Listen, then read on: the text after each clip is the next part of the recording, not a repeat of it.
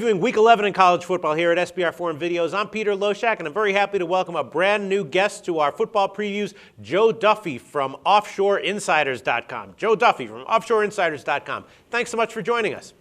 Peter, thank you very much for having me as your guest. I'm honored. It's a great site, SBR Forum, and I'm very happy to be a guest. Oh, thanks for the kind words. I mean, you've been around a long time. I know your name. I've read a lot of the stuff you've written. Tell us a little bit about yourself before we start, just for people who might not be familiar with who you are. Yeah, my gray hair is very legitimate. I'm Joe Duffy, and I go back in this industry way back to the days of dial sports, the 976 score phone days of the 1980s, Yep. and then I moved into the national free score phones where I did a 900 number, where I was known as JD of the ACC or the Amazing Cadillac Club. Made the transition to the internet. I've been in this business at least part-time since the mid-'80s, full-time since I graduated college in 1988. Haven't done anything else for a living other than make picks and or be a score phone announcer in the sports handicapping industry. Wow. That is, you are a legit OG in this industry, and it's very impressive. A lot of people would think that you've had just, the dream life. I would think that. It certainly beats working for a living. I'm one of these people who's been watching sports since I was 4 or 5 years old. The first thing I wanted to be was a professional athlete, not shockingly. Then I went to college and did play-by-play, and I enjoyed that.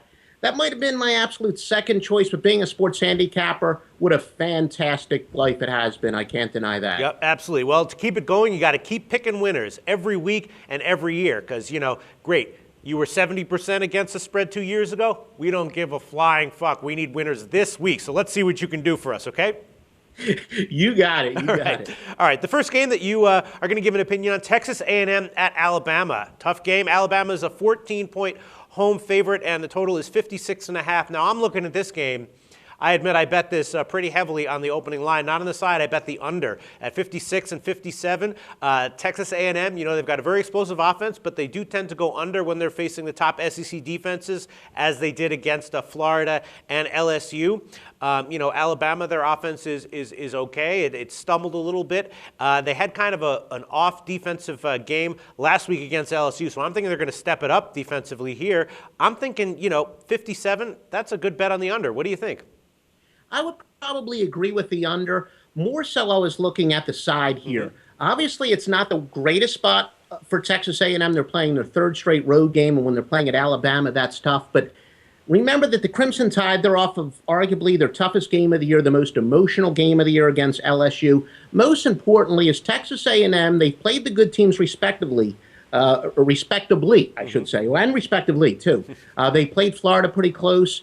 They were very competitive against LSU, losing by 5 points. They still have to prove that they belong in the SEC. It's a lot more important for them to be competitive in this game, where obviously Alabama, it doesn't matter if Kansas State, Notre Dame, Oregon, they all go undefeated. As long as Alabama goes undefeated, there's a 110% chance they'll be playing in the BCS championship game. The Crimson Tide don't need any style points. A&M, though, if they keep it competitive, that's a quote-unquote moral victory for them, and especially Alabama coming off of the tough game against LSU. I'm leaning towards taking the points here. Very likely I will have a premium play on Texas A&M. Yeah, I was thinking the same thing. That's in my notes. I'm thinking, I have my note right here. As far as spread, I'm thinking Texas A&M getting this many points. They came within 5 of LSU, 3 of Florida. I know that's a very dangerous game to play. You don't see how they did against other teams on the final score and then extrapolate from that. But I'm thinking, yeah. I mean, I guess my only concern about taking Texas A&M here is we've seen so many times Alabama as, a double-digit favorite against another legitimately good SEC team on the road, at home, repeatedly cover those kinds of spreads. So it makes me a little bit nervous. You know what I'm talking about, right, in the past few years. Yeah.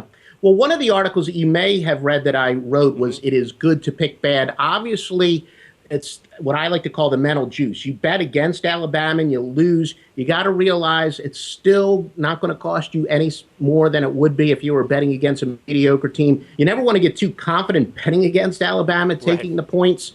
Alabama's capable of crushing anyone. We know that. But as I said, this is a pretty good Texas A&M team here, looking to salvage some respectability. I still think it's a very good spot, but nobody can say they're going to be shocked if Alabama blows out anybody, including Oregon, Notre Dame, Kansas State in the national championship game.